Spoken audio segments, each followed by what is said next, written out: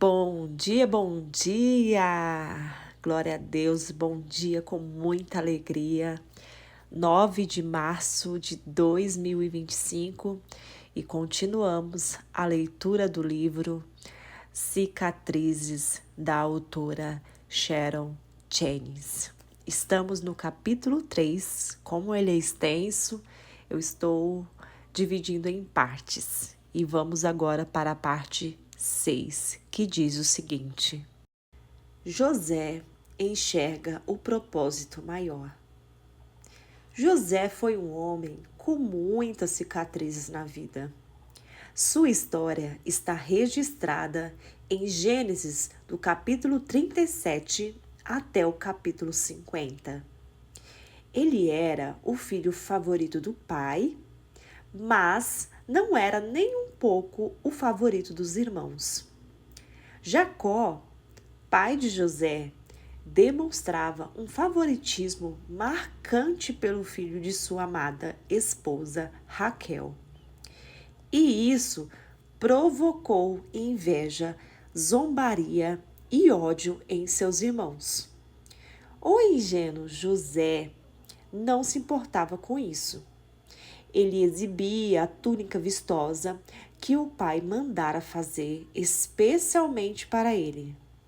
Delatava o mau comportamento dos irmãos e, um dia, contou um sonho que deveria ter guardado para si. Ouçam o sonho que tive, disse-lhes. Estávamos amarrando os feixes de trigo no campo, quando o meu feixe se levantou e ficou em pé, e os seus feixes se ajuntaram ao redor do meu e se curvaram diante dele. Gênesis 37, do versículo 6 ao 7. Após essa revelação, os irmãos dele o odiaram mais ainda. Mas o pobre do rapaz não percebeu e contou outro sonho. Tive outro sonho, e desta vez o sol, a lua e 11 estrelas se curvavam diante de mim. Gênesis 37, 9. Esse sonho foi a gota d'água que faltava para fazer o copo transbordar. Um dia, os irmãos de José vislumbravam a possibilidade de livrar-se para sempre daquele sonhador.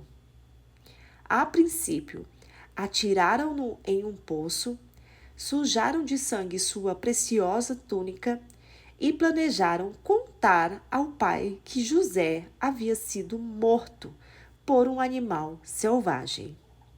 Mas, enquanto José continuava no poço, sua libertação estava a caminho. Judá avistou uma caravana que seguia para o Egito e, diante da oportunidade de obter algum lucro, os irmãos decidiram vender José a um mercador de escravos em vez de deixá-lo morrer. E assim ele partiu para viver como escravo. Os tempos difíceis, porém, não pararam por aí. Quando a caravana de escravos chegou ao Egito, José foi levado à casa de Potifar, um dos oficiais do faraó. Potifar viu que Deus estava com José. Este prosperava em tudo que fazia. Por isso, Potifar o nomeou seu administrador pessoal para cuidar de todos os seus bens. Mas a mulher de Potifar começou a cobiçar aquele rapaz bem apessoado e de físico perfeito. Em várias ocasiões, aquela mulher, desesperada, tentou atrair o novo servo para sua cama. Mas José a rejeitou todas as vezes. Certa vez, José entrou na casa para fazer algumas tarefas e não havia nenhum empregado ali. Ela o agarrou pelo manto e voltou a convidá-lo. Vamos, deite-se comigo. Mas ele fugiu da casa, deixando o manto na mão dela. Gênesis 39, 12. Conforme diz o ditado, nem no inferno existe fúria maior que a fúria de uma mulher desprezada. Quando Potifar chegou, a mulher mostrou-lhe o manto de José e o acusou falsamente de ter tentado violentá-la. Aquele escravo hebreu que você nos trouxe aproximou-se de mim para me insultar, mas quando gritei por socorro, ele largou seu manto ao meu lado e fugiu. Gênesis 39, 17 ao 18. O dono da casa acreditou na história da mulher e lançou José na prisão. Os tempos difíceis, porém, não pararam por aí. Enquanto estava na prisão, José interpretou os sonhos do ex-copeiro e do ex-padeiro do rei do Egito. Seu único pedido foi este: lembrem-se de mim quando forem soltos. O padeiro foi enforcado, conforme José havia predito. E quando saiu da prisão, o copeiro esqueceu-se completamente de José. Vendido como escravo, acusado falsamente, traído e esquecido. Em seus primeiros 30 anos de vida, José enfrentou mais angústias e problemas do que a maioria de nós enfrentaria, mesmo se vivêssemos 10 vezes mais. No entanto, 2 anos depois, a vida de José tomou um rumo diferente. O faraó teve um sonho perturbador e ninguém foi capaz de interpretá-lo. O copeiro, que reassumira sua posição, lembrou-se dos tempos de prisão e de José e disse ao rei que ele sabia interpretar sonhos. O faraó mandou chamar o rapaz. Respondeu-lhe José: isso não depende de mim, mas Deus dará ao faraó uma resposta favorável. Gênesis 41, 16. José interpretou o sonho de faraó. Predisse uma fome de 7 anos e salvou a nação inteira do Egito de morrer de inanição. Como recompensa, José foi encarregado de comandar toda a terra do Egito. O faraó colocou seu anel selo no dedo de José, vestiu-se com um manto real e pôs-se uma corrente de ouro em seu pescoço. E quando José tinha 30 anos, o faraó deu-lhe uma esposa. José teve 2 filhos antes de completar 37 anos de idade. A um ele deu o nome de Manassés, que significa Deus me fez esquecer todo o meu sofrimento e toda a casa de meu pai. Gênesis 41, 51.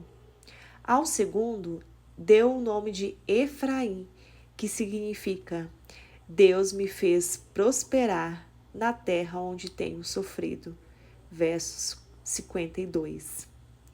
As cicatrizes emocionais de José foram tão reais quanto as físicas que ele teria se houvesse sido atacado por um animal selvagem. Passaram-se muitos anos. Durante aqueles tempos de fartura, os egípcios recolheram mais grãos do que se poderia contar. Quando chegaram os 7 anos de fome, haviam grãos suficientes para sustentar o Egito e os países vizinhos. Entre os que foram comprar alimento estavam ninguém mais que os irmãos trapaceiros de José. Ele pavimentou a estrada do perdão e estabeleceu um padrão de comportamento inigualável com exceção do padrão de comportamento na cruz. Ele reuniu-se com a família, inclusive com o pai ancião e o irmão mais novo. Os irmãos mais velhos de José ficaram aterrorizados ao pensar no castigo que lhe seria imposto. Mas José viu o tesouro escondido em suas circunstâncias dolorosas. Vocês planejaram o mal contra mim, mas Deus o tornou em bem, para que hoje fosse preservada a vida de muitos. Gênesis 50, 20. Ah, minha amiga, agarre estas palavras, apegue-se a elas. Vocês planejaram o mal contra mim, mas Deus o tornou em bem. Elas pavimentam a estrada que nos levará diretamente ao destino que Deus planejou para nós desde o início dos tempos. José enquadrou seu sofrimento na soberania de Deus.